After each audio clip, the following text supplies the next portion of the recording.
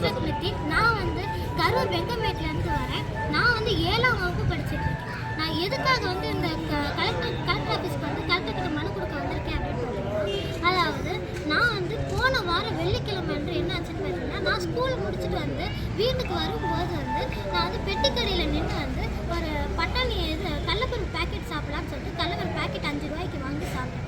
அப்படி சாப்பிடும்போது ஒரு பாதி பேக்கெட் சாப்பிடுவேன். மிச்ச பாதி சாப்பிடலான்னு பார்க்கும்போது திடீர்னு வந்து எனக்கு தொண்டை திடீர்னு குத்துற மாதிரி பயங்கர வலி ஏற்பட்டுச்சு.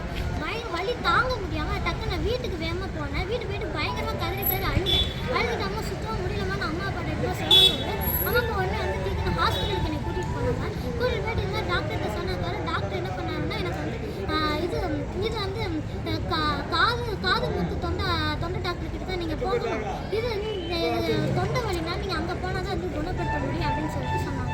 சரி சொல்லிட்டு அப்பா என்ன பண்ணாங்கன்னா உடனே கார் எடுத்து கோயம்புத்தூருக்கு போனதுக்கப்புறம் அவருக்கு டாக்டர்கிட்ட இது மாதிரி சொன்னதுக்கப்புறம் டாக்டர் என்ன சொன்னார்னா என்னை போய் நேராக போய் நிற்க சொன்னார். நானும் போய் நின்னேன். நின்னாக்கார் என்ன பண்ணால் வயிற்றை பிடிச்சி நல்லா அழுத்தினார்.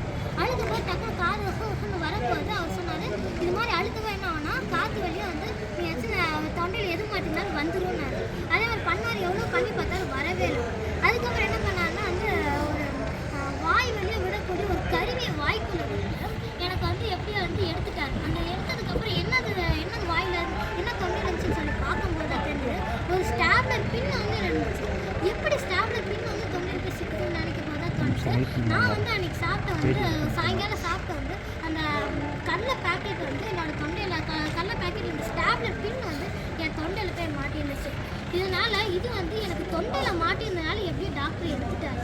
இதுவே என் வயிற்றுக்குள்ளே போயிடுச்சுன்னா டாக்டர் வந்து வயிற்றை கிழிச்சு எனக்கு ஆப்ரேஷன் பண்ணி தான் எடுக்க வேண்டிய நிலைமை வந்துருக்கும். அதனால நான் வந்து என்ன பண்ணியிருக்கேன்னா இது மாதிரி எனக்கு வந்த மாதிரி நிறைய பேர் சின்ன குழந்தைங்க பெரியவருக்கு எல்லாரும் தெரியாமல் எப்படியோ சாப்பிடுவாங்க. அது சப்போஸ் எல்லாம் சாப்பிட்டுட்டாங்கன்னா அது பெரிய பிரச்சனையாகும். இது மாதிரி நடக்காமல் இருக்கிறதுக்காகனா இது மாதிரி ஸ்டாப்லரில் பண்ணக்கூடிய இந்த பட்டாணி பேக்கெட்டை தவிர்த்துட்டு இதுக்கு பதிலாக இது மாதிரி நூலில் வந்து தைச்சோன்னா இது மாதிரி நூலில் தைச்சி எல்லாத்தையும் பேக்கெட்டில் கடைகளை கொடுத்தோம்னா யாருக்கு எந்த ஒரு பிரச்சனை வராதுன்னு சொல்லி எண்ணி நான் வந்து எனக்கு வந்து கலெக்டர் ஆஃபீஸில் வந்து கலெக்டர் வந்து மனு கொடுக்குறதுக்காக வந்திருக்கேன். அதுக்காக வந்து நான் இப்போ வந்து கலெக்டர்கிட்ட மனு வந்து கலெக்டர் போயிட்டனால இப்போ வந்து கலெக்டர் மனு வந்து இந்த பெட்டியில் போட்டுச்சுன்னா பெட்டியில் போட்டு அதுக்கான ரசீட்டை வந்து நான் வாங்கிட்டு வந்தேன். நான் இப்போ 7ஆம் வகுப்பு படிச்சுட்டு இருக்கேன். நான் வந்து எக்யூரா ஸ்கூலில் படிச்சேன்.